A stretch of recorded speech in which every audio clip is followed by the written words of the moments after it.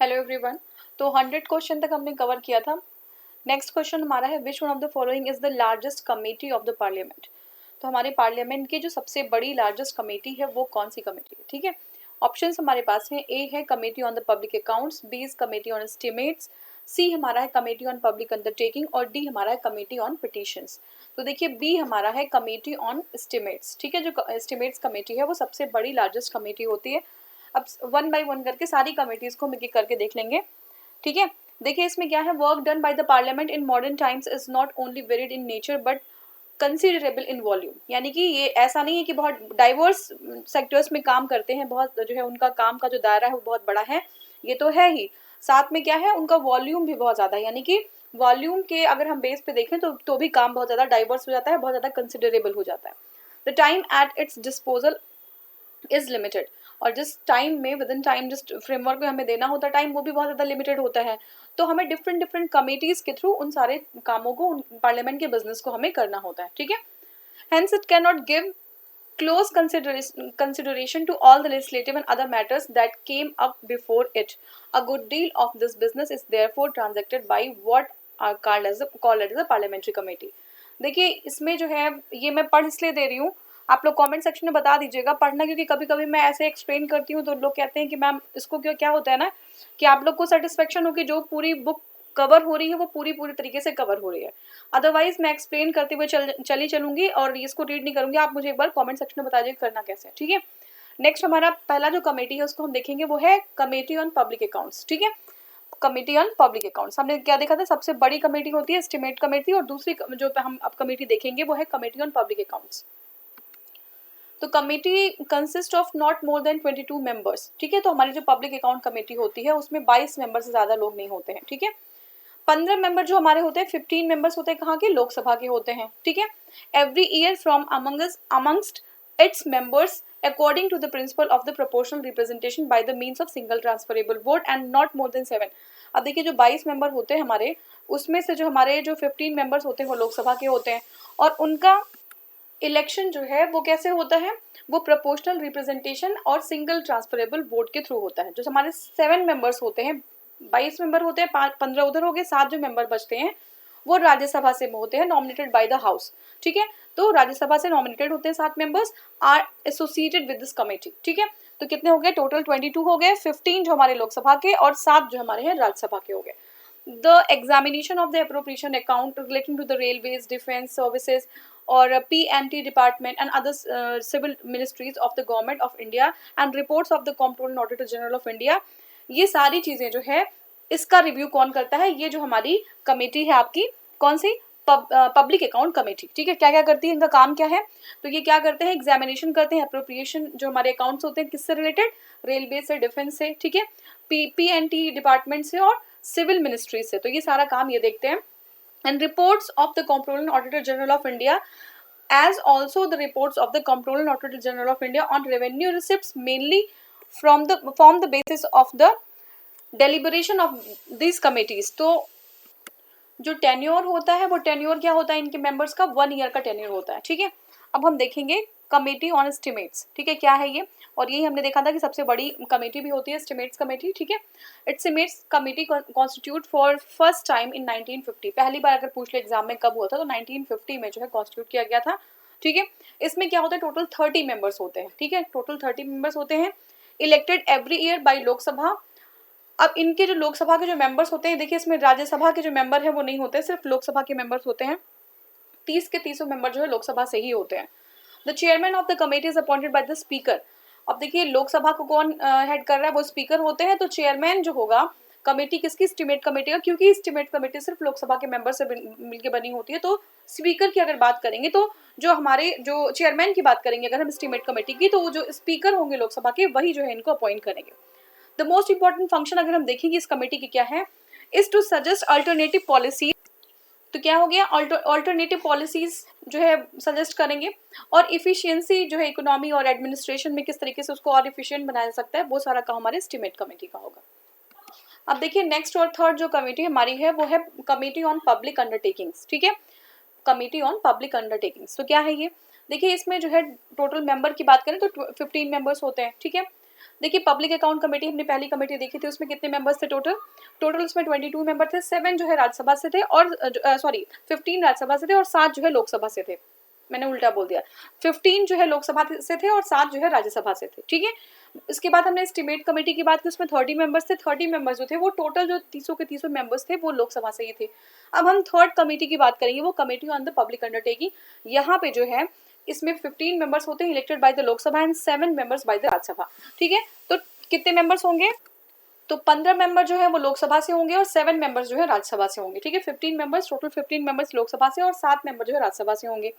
A minister is not eligible for election to this committee, ठीक है। तो कोई मिनिस्टर मेंबर ही हो सकते हैं, अगर कोई मिनिस्टर है तो वो एलिजिबल नहीं होगा इस कमेटी में इलेक्शन के लिए, ठीक है, यानी कि कमेटी का मेंबर नहीं बन पाएंगे। The term of the committee is 1 year, तो यहाँ भी टर्म कितना होता है, 1 ईयर का होता है। फंक्शंस की बात करें अगर कमेटी की, तो एग्जामिन करते हैं रिपोर्ट्स को, accounts of the public undertaking, ठीक है, specified in 4th schedule to the rules of procedure and conduct of business in Lok Sabha. तो लोकसभा में जो बिजनेस का कंडक्ट होता है वो देखते हैं, ठीक है। इसके बाद क्या करते हैं, वो आपका रिपोर्ट्स है, ठीक है, पब्लिक अंडरटेकिंग है, और जो कहाँ पे है 4th शेड्यूल में जो स्पेसिफाइड है रूल्स ऑफ प्रोसीजर में, वो सारी चीज़ों को एग्जामिन करता है कौन, हमारी ये आपकी पब्लिक अंडरटेकिंग कमेटी, ठीक है। ये काम हो गया इनका। अब अगर नेक्स्ट देखें हम, तो नेक्स्ट हमारा है to examine the context of the autonomy and efficiency of the public undertaking, whether the affairs of the public undertaking are being managed in accordance with sound business principles and. अब देखिए क्या होता है कि ये देखेंगे कि ऑटोनॉमी क्या है, कितनी है, और इफिशियंसी क्या है पब्लिक अंडरटेकिंग की, ठीक है, जो प्रोसीजर है, जो रूल्स है उसके अकॉर्डिंग हो रहा है या नहीं हो रहा, तो ये सारी एग्जामिन हमारा कौन करेगा, ये एग्जामिन हमारी यही कमेटी करेगी जो है आपकी कमेटी ऑन पब्लिक अंडरटेकिंग, ठीक है। तो ये हो गया। अब देखिए नेक्स्ट हमारा क्या है, कमेटी ऑन द पिटिशंस, ठीक है। ये क्या होता है, this committee consist of 15 members nominated by speaker, ठीक है। तो पिटिशन जो कमेटी होती है वो उसके 15 मेंबर्स होते हैं, स्पीकर जो है उनको नॉमिनेट करता है। A minister is not nominated to this committee, ठीक है। तो मिनिस्टर जो होगा मेंबर ही सिर्फ हो सकेंगे, मिनिस्टर यहाँ पे भी इनको नॉमिनेट नहीं किया जाएगा। The function of the committee is to consider the reports on petitions presented to the house, ठीक है। तो ये जो रिपोर्ट्स वगैरह हैं, ठीक है, क्या होगा इनका, कौन सा फंक्शन जो हमारी होंगी, to consider the reports on petitions, petitions पे जो रिपोर्ट होंगी उनको कंसीडर करना, जो हाउस है उसके बारे में ये देखेंगे, उसको कंसीडर करेंगे। It also considers representations from the individuals and associations, ठीक है। तो क्या है रिप्रेजेंटेशंस, ठीक है, इंडिविजुअल और एसोसिएशन, ये सारी चीज़ें भी मैनेज करना देखेंगे, ये रिव्यू करेंगे। और नेक्स्ट हमारा क्या है, on subjects which are not covered by the rules relating to the petitions and gives directions for their disposal, ठीक है।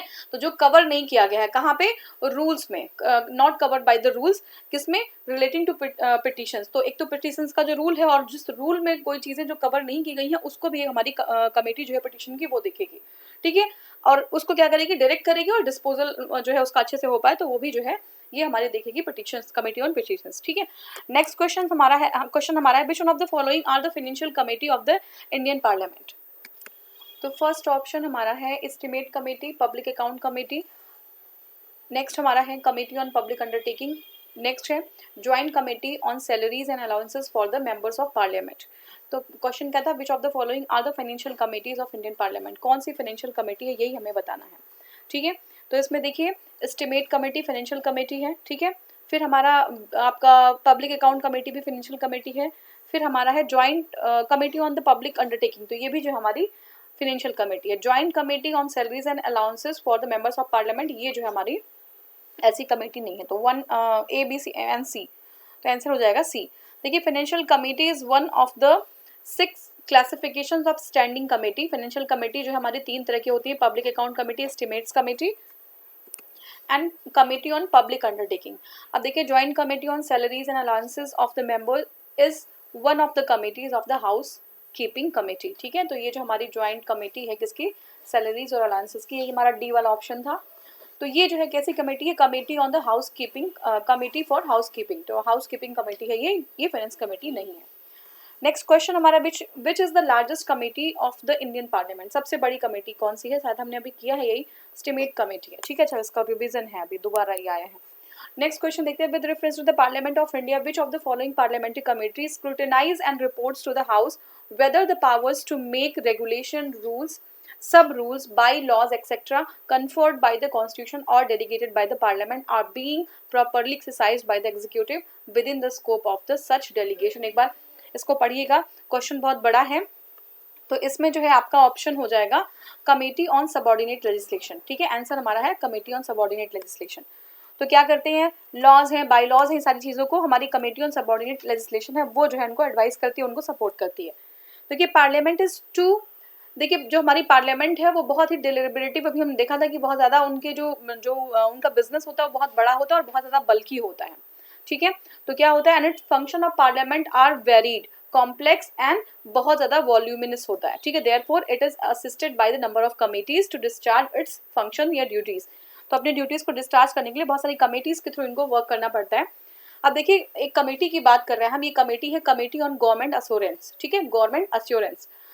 It examines the assurance promises undertaking given by the ministers from time to time on the floor of the house and reports on extent to which they have been implemented.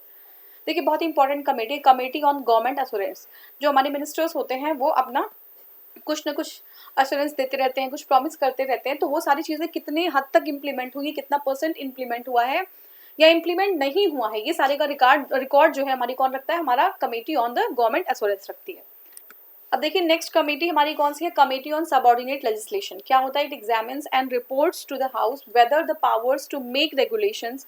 देखिए क्या देखती है कि जो power है किसी भी regulation को बनाने का, किसी को रूल्स का, सब रूल्स को या बाई लॉज है, इन सारी चीज़ों को जो पार्लियामेंट को डेलीगेट की गई है या कन्फर की गई है by constitution to executive are being properly exercise by it, ठीक है। यानी कि जो जो एग्जीक्यूटिव्स हमारे होते हैं उनको बहुत सारे जो है पावर होती है, कैसी पावर होती है, रूल्स और रेगुलेशन को बनाने की, सब रूल्स को बनाने की, बाई लॉज बनाने की। तो ये सारी पावर्स वो एक्सरसाइज कर भी रहे हैं कि नहीं कर रहे हैं प्रॉपरली, ये हमारा कौन देखता है, committee on subordinate legislation. Same question हमारा था, यही आंसर भी था, लेकिन क्वेश्चन थोड़ा सा इस तरीके से लिखा गया था कि कंफ्यूजन हो रहा था। तो ऐसे ही क्वेश्चन आता है थोड़ा सा ट्विस्ट करके, तो क्वेश्चन ध्यान से पढ़ेंगे तो आंसर हमारा हो जाएगा कमेटी ऑन सबऑर्डिनेट लेजिस्लेशन। जो हमारे एग्जीक्यूटिव की फंक्शंस को, जो उनकी स्पेशल जो उनके पास प्रिविलेज होती है, पावर्स होती है, प्रिविलेज नहीं कहेंगे पावर कहेंगे, तो उन पावर को वो प्रॉपरली वो एक्सरसाइज कर रही है या नहीं कर रही है, ठीक है। नेक्स्ट हमारा रूल्स कमेटी, ठीक है, रूल्स कमेटी। अब नाम से कैसे पता चल रहा है इनकी कि ये क्या करती हैं, matters of the procedure and conduct of business in the house and recommends necessary amendments or additions to the rules of the house, ठीक है। अब कोई necessary addition होगा, रूल्स में कुछ और necessary addition चाहिए होगा, ठीक है। ये सारी चीज़ें कौन देखता है, ये हमारा रूल्स कमेटी देखती है कि जो हमारे रूल्स हैं वो अप्रोप्रिएट हैं अभी भी या नहीं है, ठीक है। तो ये हो गया। देखिए नेक्स्ट हमारा क्या है, नेक्स्ट है बिजनेस एडवाइजरी कमेटी, ठीक है। बिजनेस एडवाइजरी कमेटी क्या है ये, it regulates the programme and time table of the house, ठीक है। बिजनेस एडवाइजरी कमेटी क्या करती है, प्रोग्राम्स को रेगुलेट करती है और टाइम टेबल जो है हाउस का वो भी देखती है। ये कौन करता है, बिजनेस एडवाइजरी कमेटी करती है। नेक्स्ट देखते हैं। अब देखिए नेक्स्ट क्वेश्चन हमारा है, tenure of the members of the estimates committee is of. जो हमारे एस्टिमेट्स कमेटी होते हैं उनका टेन्योर कितना होता है, तो अभी हमने देखा था कि 1 ईयर का टेन्योर होता है, अभी हमने इसको कवर किया था। तो याद रखिएगा एस्टिमेट कमेटी जो हमारी होती है सबसे बड़ी कमेटी होती है, 30 मेंबर्स होते हैं और सारे लोकसभा से ही होते हैं। तो इनका जो टेन्योर है वो 1 ईयर का होता है, ऑलरेडी कवर किया गया, ध्यान रखिएगा इसको। नेक्स्ट क्वेश्चन हमारा है, which one of the following is not a tool of parliamentary control over the public expenditure, ठीक है। तो पार्लियामेंट्री जो हमारा कंट्रोल है पब्लिक एक्सपेंडिचर पे, तो पार्लियामेंट का कौन सा टूल नहीं है इसके बारे में बात करना हमें। तो हमारा फर्स्ट क्या है, पब्लिक अकाउंट्स कमेटी जो कि है, ठीक है। Comptroller auditor general of India ये नहीं है, एस्टिमेट्स कमेटी भी है और कमेटी ऑन पब्लिक अंडरटेकिंग भी है, ठीक है। तो नॉट पूछ रहा है, तो हमारा यही जो है आपका सॉरी ये बी हो जाएगा, ठीक है। Comptroller auditor general of India वो कंट्रोल नहीं करते बल्कि वो जो है ऑडिट कर देते हैं, उनका कंट्रोल का काम नहीं होता है, ठीक है। तो देख लेते हैं इसको। आर्टिकल 148 क्या है, article 148 of the constitution of India provides for the comptroller auditor general of India, he has power to. अब देखिए पावर किस रिलेशन में है इनका, पावर इनका है कि ये जो है and of any other authority prescribed under any law made by the parliament. जो हमारी कैग होती है वो क्या है, CAG is not a tool of parliamentary control over the public expenditure. ये क्या करते हैं, ये जो है whereas rest options are under the parliamentary control. तो इसमें क्या बताएगा, सीधे आपको बताइए कि जितनी भी बची हैं आपकी, यानी कि पीएससी जो हमारी पब्लिक अकाउंट कमेटीज होती है, estimates committee, committee on public undertaking, ये सब जो है एक टूल है पार्लियामेंट के पास कि जो है जो पब्लिक एक्सपेंडिचर उसको कंट्रोल कर सकते हैं। बट जो हमारी कैग होते हैं उनका जो काम होता है, उनका दायरा वहीं तक सीमित रहता है कि वो जो है ऑडिटिंग कर सकते हैं, वो कंट्रोल नहीं कर सकते, ठीक है। नेक्स्ट क्वेश्चन हमारा है, 107 क्वेश्चन है, the member of standing committee of parliament are taken from the Lok Sabha and Rajya Sabha in which ratio. तो स्टैंडिंग कमेटी में जो रेशियो होता है, जो लोकसभा और राज्यसभा से लेते हैं, वो क्या रेशियो होता है? तो देखिए ऑप्शन, हमारा पहला ऑप्शन है 2 and 1 रिस्पेक्टिवली, यानी कि देखिए लोकसभा है और राज्यसभा है, तो अगर राज्यसभा का 2 मेंबर होगा तो लोकसभा के 1 मेंबर होंगे, ठीक है, ये ऑप्शन है। 3 and 1 रिस्पेक्टिवली सेकेंड है। सी हमारा है 4 and 1 रिस्पेक्टिवली, और नेक्स्ट हमारा है डी है in equal members both from both the houses. तो देखिए 2 और 1 का जो है अनुपात होता है 2:1 का रेशियो होता है, यानी कि अगर जो है इनके 30 मेंबर होते हैं तो 15 मेंबर जो है यहाँ के होंगे। तो स्टैंडिंग कमेटी में इस तरीके का रेशियो होता है, 2:1 का होता है लोकसभा और राज्यसभा के बीच, ठीक है। तो देखिए parliamentary committee are of 2 kinds, 2 तरीके की कमेटीज होती हैं। अभी हमने देखा था स्टैंडिंग कमेटी होती है और अडॉक कमेटी होती है, ठीक है। Among the standing committee there are 3 financial committees, ठीक है। स्टैंडिंग कमेटीज में भी कितनी? 3 फाइनेंशियल कमेटीज होती हैं। कौन सी? Committee on estimates, public account committee and public undertakings, ठीक है। Excluding certain exceptional committees, the ratio of the Lok Sabha and Rajya Sabha members in all other is 2:1, ठीक है। तो कहीं कहीं पे हमने देखा था अभी कि एस्टिमेट्स कमेटी में 30 के 30 पूरे जो है लोकसभा से हो जाते हैं। अदरवाइज अगर हम एक्सेप्शन को छोड़ दें तो जो रेशियो होगा वो 2:1 का रेशियो होगा, ठीक है। नेक्स्ट क्वेश्चन देखते हैं। नेक्स्ट क्वेश्चन हमारा है the provision for the calling attention notice, ठीक है। Provision for the calling attention notice has restricted the scope of which of the following. अभी हमने देखा था कि कॉलिंग अटेंशन नोटिस क्या होता है, कोई एक मेंबर जो हमारा एमपी होता है वो जो है मिनिस्टर का अटेंशन जो है सीक करने के लिए वो कॉलिंग अटेंशन नोटिस दिया जाता है, जो अर्जेंट इंपॉर्टेंस का होता है, देखा था ना कल वीडियो में।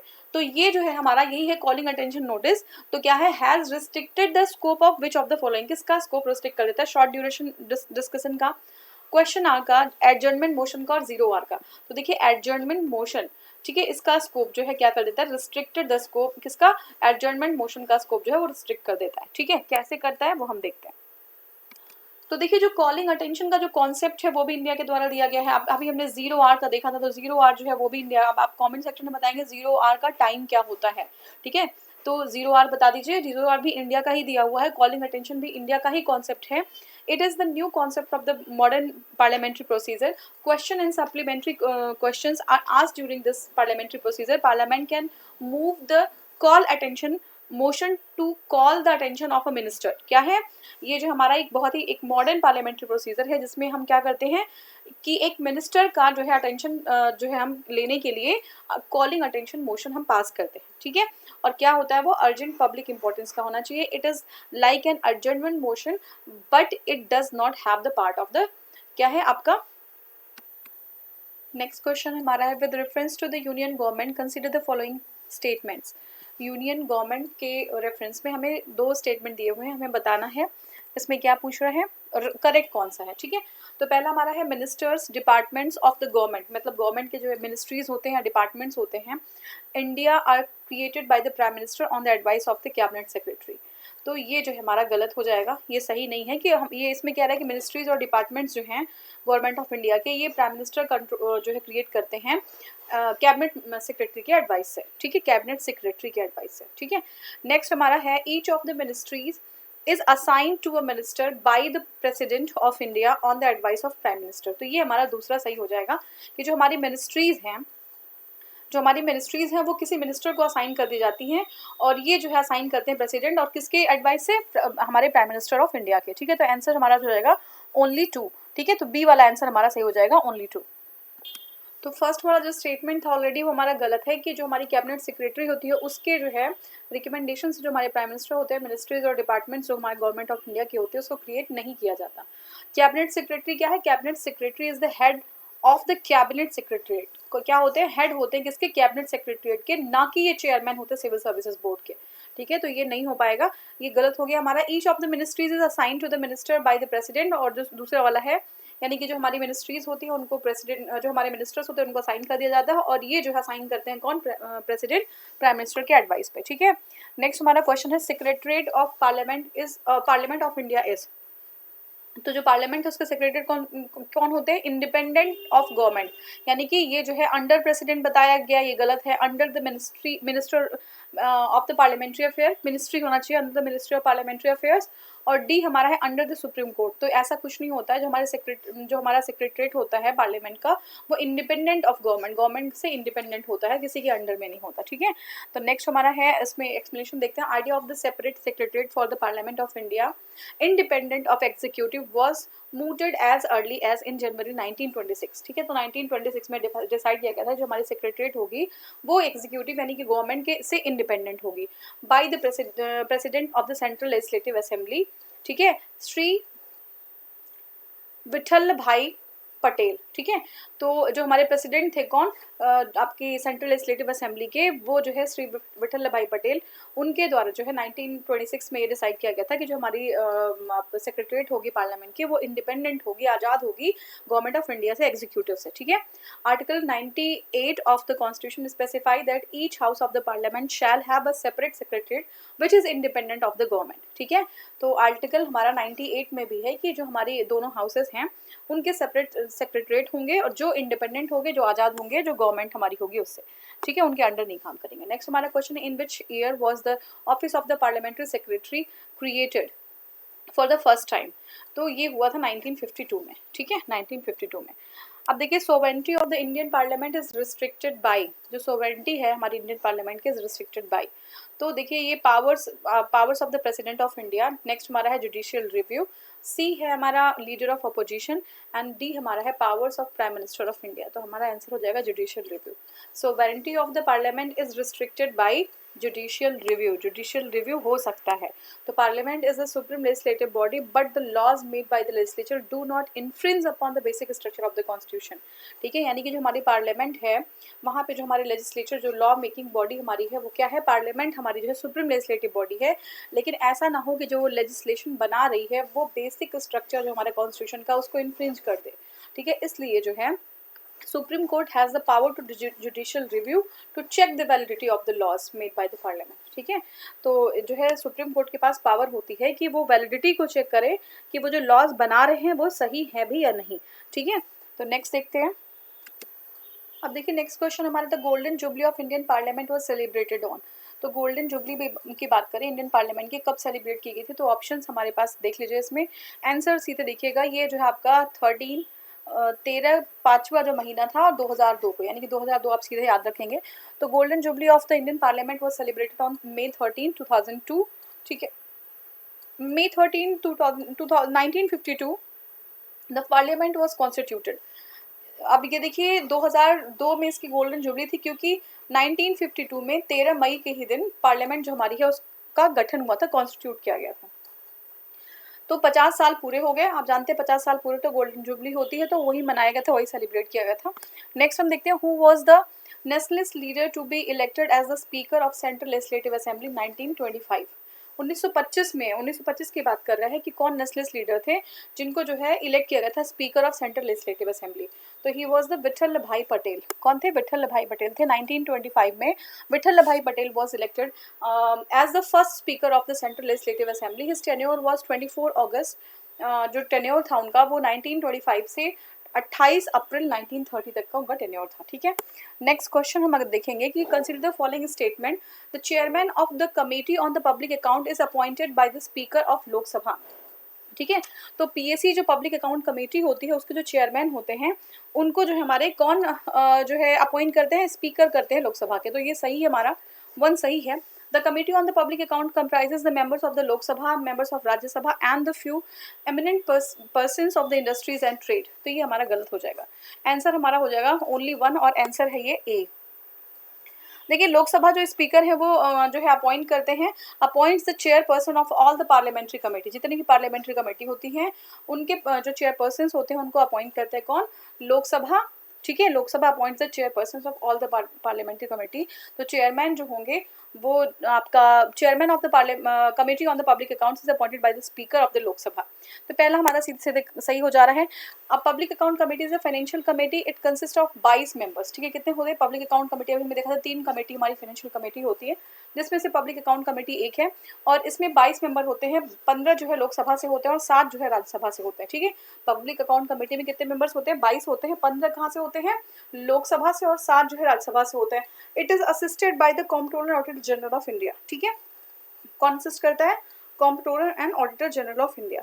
It's tenure it ensures that public money is spent in accordance with the parliament decisions and call attention to waste। ठीक है, अब देखिए exuberance, loss, ठीक है, या फिर जो है इस तरह के कोई एक्सपेंडिचर जो नहीं करना चाहिए, तो ये सारी चीज़ें जो है ये देखता है हमारा जो हमारी पीएससी होती है, पब्लिक अकाउंट कमेटी होती है। ठीक है, तो दूसरा हमारा जो है गलत होगा, क्योंकि वो जो एमिनेंट पर्सनैलिटी की बात की थी ट्रेड और बिजनेस से, वो लोग नहीं होते, सिर्फ 22 मेंबर होते हैं, 15 लोकसभा से और 7 जो है राज्यसभा से होते हैं। ठीक है, नेक्स्ट क्वेश्चन है कंसिडर द फॉलोइंग स्टेटमेंट्स। पहला स्टेटमेंट क्या है? While members of the Rajya Sabha are associated with the committees on the public accounts and public undertaking, members of committees of estimate are drawn entirely from the Lok Sabha. तो 3 financial committees हमने बताई थी, कौन सी है? एक पीएससी है, पब्लिक अकाउंट कमेटी है। ठीक है, दूसरा क्या है? पब्लिक अंडरटेकिंग कमेटी है, और थर्ड हमारा एस्टिमेट कमेटी, जो सबसे बड़ी कमेटी है। और जो एस्टिमेट कमेटी है वहाँ के जो मेंबर्स है सीधे लोकसभा से आते हैं, 30 मेंबर्स, राज्यसभा के मेंबर्स नहीं होते हैं। तो बाकी जो 2 हमारी है वहाँ से लोकसभा राज्यसभा दोनों के ही मेंबर्स होते हैं। तो बिल्कुल सही हमारा ये।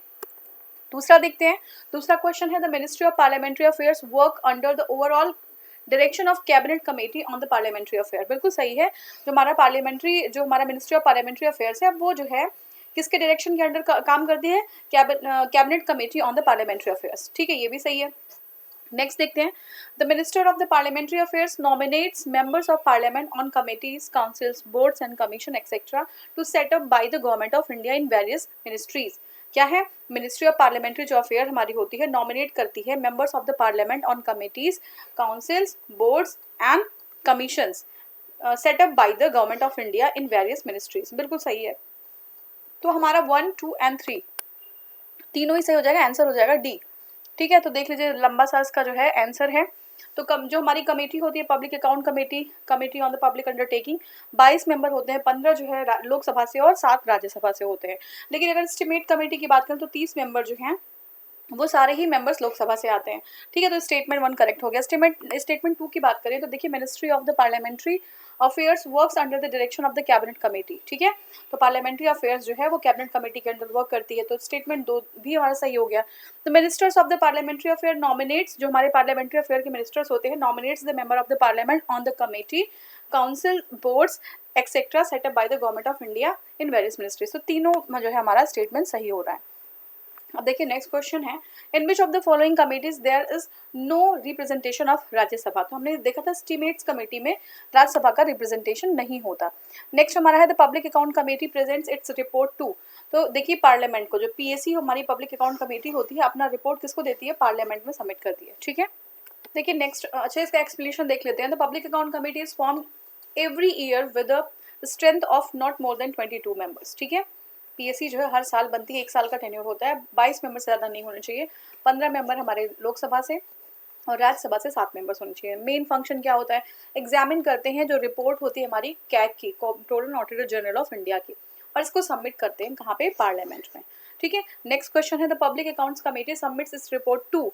किसको सबमिट करते हैं? देखिए इसमें स्पीकर्स ऑफ द लोकसभा, और पहला हमारा है, इसको देख लीजिए सही से, इसका जो है इसमें है हमारा controller and auditor general of India, और नेक्स्ट हमारा है स्पीकर ऑफ लोकसभा। तो स्पीकर ऑफ लोकसभा, ये हमारा बी सही आंसर हो जाएगा। ठीक है, B will be the right answer. तो देखिए public account committee submits a report to the speaker of the Lok Sabha. ठीक है, नेक्स्ट है public account committee submit, same question है तो speaker of the Lok Sabha, A answer सही हो जाएगा। नेक्स्ट देखते हैं, the report of the public account committee is presented in the, कहाँ पे? लोकसभा में। ठीक है, स्पीकर को सबमिट कर देते हैं, तो ये हो गया। Next question, the main function of the account committee of the parliament. क्या मेन फंक्शन होता है? To examine the financial account of the government and report the controller auditor general, to appoint the higher post of the public units, और दूसरा हमारा है to examine the policy according to the financial provisions और none of above. तो answer हमारा हो जाएगा ए, ठीक है, आंसर क्या हो जाएगा ए। ए क्या है? To examine the financial accounts of the government and report the controller auditor general of India. तो यही हमारा हो जाएगा। देखिए, public account committee is a parliamentary committee that controls public expenditure. Function of this committee is to examine the report of the account of the union government submitted by the controller auditor general of India. ठीक है, next question देखेंगे। अब देखिए, next question हमारा है 126 question हमारा है, public account committee has the following members, give the correct answer from the code given below. ठीक है, तो अब हमें सही बताना है। आपको पता है कि 15 यहाँ से होते हैं और 7 यहाँ से राज्यसभा से होते हैं, 15 लोकसभा से होते हैं, 22 टोटल मेंबर होते हैं। तो बी आंसर सही हो जाएगा, B will be the right answer. देख लीजिए, इसको आरओ का एग्जाम में आया हुआ है, यूपी आरओ। ठीक है, नेक्स्ट क्वेश्चन है, कंसीडर द फॉलोइंग स्टेटमेंट। क्या स्टेटमेंट है? Parliamentary committee on the public account, जो हमारी पार्लियामेंट्री कमेटी होती है पब्लिक अकाउंट की, consist of not more than 25 members of Lok Sabha. ठीक है, ये हो गया। नेक्स्ट हमारा क्या है? अब देखिए, इसमें क्या है कि 25 मेंबर्स तो होते नहीं है, 22 मेंबर होते हैं और टोटल, और ये कह रहे हैं कि लोकसभा से नहीं होने चाहिए। लोकसभा से सिर्फ जो है यहाँ पे कितने 15 हो सकते हैं, तो ये गलत हो जाएगा। नेक्स्ट है scrutinise appropriation and finance accounts of the government, ये सही है। और नेक्स्ट हमारा थर्ड है examines the report of the CAG, ये भी सही है। ठीक है, तो 2 और 3 सही हो जाएगा। आंसर जो है 2 और 3 में क्या है? ये आपका बी हो जाएगा, 2 एंड 3। देखिए, स्टेटमेंट इनकरेक्ट है क्योंकि पीएससी में टोटल 22 मेंबर्स ही होते हैं, 15 जो है लोकसभा से, 7 राज्यसभा से होंगे। PSC examines the report of controller general of India which also includes the examination of the appropriation and finance accounts of the government of India. तो कैग का जो रिपोर्ट है उसको एग्जामिन करेंगे ही, साथ में एप्रोप्रिएशन और फाइनेंस अकाउंट जो है गवर्नमेंट ऑफ इंडिया की, उसको भी एग्जामिन करते हैं। ठीक है, नेक्स्ट क्वेश्चन देखेंगे। देखिए, नेक्स्ट क्वेश्चन है, who nominates the chairman of the public account committee. कौन नॉमिनेट करता है? स्पीकर हमारे करते हैं, लोकसभा के स्पीकर करते हैं। ठीक है, मोस्टली यही करते हैं। देखिए, chairman of the public account committee is appointed by the speaker from amongst its members. ठीक है, और till 1966-67 the chairman belong to the ruling party. ठीक है, पहले क्या था, चेयरमैन जो है रूलिंग पार्टी से होने चाहिए थे। Committee consist of not more than 22 members, 15 जो है लोकसभा के और 7 राज्यसभा के। हमने बार ये चीज डिस्कस कर लिया। For first time the speaker appointed the member of the opposition as the chairman of the committee during the 1967-68। पहले कन्वेंशन क्या था? 67-68 में जो है, इसके पहले तक जो है, जो हमारी रूलिंग गवर्नमेंट होती थी, वही जो है उसी के कोई मेंबर जो है इसको चेयर करता था पब्लिक अकाउंट कमेटी को। लेकिन 67-68 का जो हमारा टर्म था, उस टाइम जो है अपोजिशन के मेंबर को जो है बनाया गया, क्या चीज? चेयरमैन बनाया गया। किसने बनाया? लोकसभा के स्पीकर ने। This practice has been continued since then. और अभी जो है, अब तक जो है, अभी तक क्या है, अब हम ये करते हैं कि जो अपोजिशन पार्टी होती है उन्हीं के जो है, उन्हीं को जो हम बनाते हैं चेयरमैन इधर का। ठीक है, अब जो अपोजिशन पार्टी के लीडर होते हैं, chairman is not eligible to be elected as a member of committee. Sorry, अब मिनिस्टर इज नॉट एलिजिबल। एक मिनिस्टर होंगे, वो एलिजिबल नहीं होंगे, पीएससी के मेंबर वो नहीं होंगे। ठीक है, नेक्स्ट क्वेश्चन है, who nominates the chairman of the public account committee. आपको पता है, speaker of the Lok Sabha. Match कराना है हमें। देखिए, इसमें लिखा है कि लिस्ट 1 और लिस्ट 2 है। ठीक है, match list 1 and list 2 and give the correct answer. ठीक है, अब इसको देख लेते हैं। देखिए, लिस्ट 1 में क्या है? लिस्ट 1 में हमारा है पब्लिक अकाउंट कमेटी। ठीक है, सॉरी, लिस्ट 1 में हाँ पब्लिक अकाउंट कमेटी। ठीक है, फिर बी है इसमें कमेटी ऑन द पिटिशंस, सी है joint committee on the stock market scam, और डी हमारा डिपार्टमेंटल कमेटीज। लिस्ट क्या है? लिस्ट 1 में है डॉग कमेटी, लिस्ट 2 में है स्टैंडिंग कमेटी, सी में है फाइनेंशियल कमेटी, और सॉरी फोर्थ हमारा है फंक्शनल कमेटी। ठीक है, तो इसको आपको मैच करा लेना है। Assurance of each house monitors assurance, जो हमारी अश्योरेंस मैंने बताया था ना कि जो अश्योरेंस है, जो हमारे मिनिस्टर्स होते हैं, जो अश्योर करते हैं, प्रोमिस करते हैं, ये सारी चीज़ें ये देखते हैं, रेजोल्यूशन जो उनके होते हैं वो सारी चीज़ें देखते हैं कि कितना इंप्लीमेंट हुआ है, उस पर ट्रैक रखते हैं। एस्टिमेट्स कमेटी जो पार्लियामेंट की, वो मॉनिटर करती है, एग्जामिन करती है एस्टिमेट्स जो है ऑस्टेरिटी और एक्सपेंडिचर ऑफ फंड्स। ठीक है, ये कौन करता है? जो है हमारी एक्सपेंडिचर कमेटी होती है।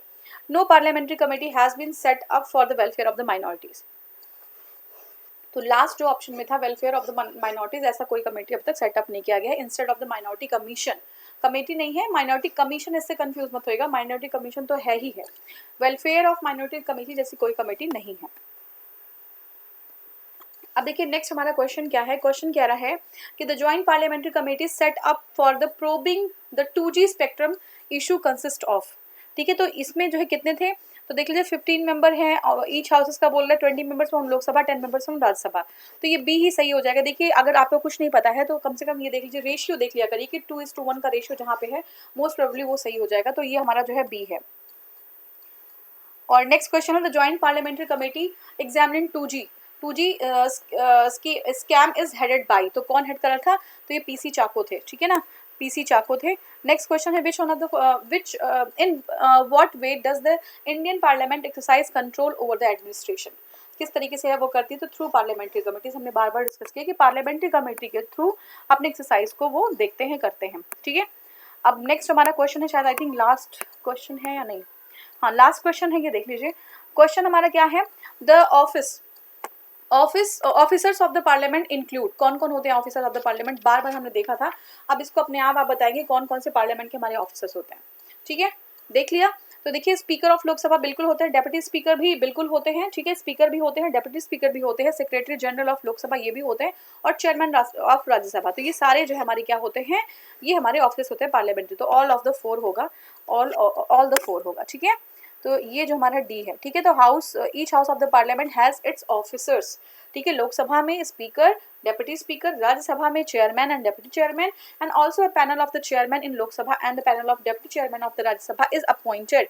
सेक्रेटरी जनरल जो होते हैं is the head of the secretariat of both, किसके?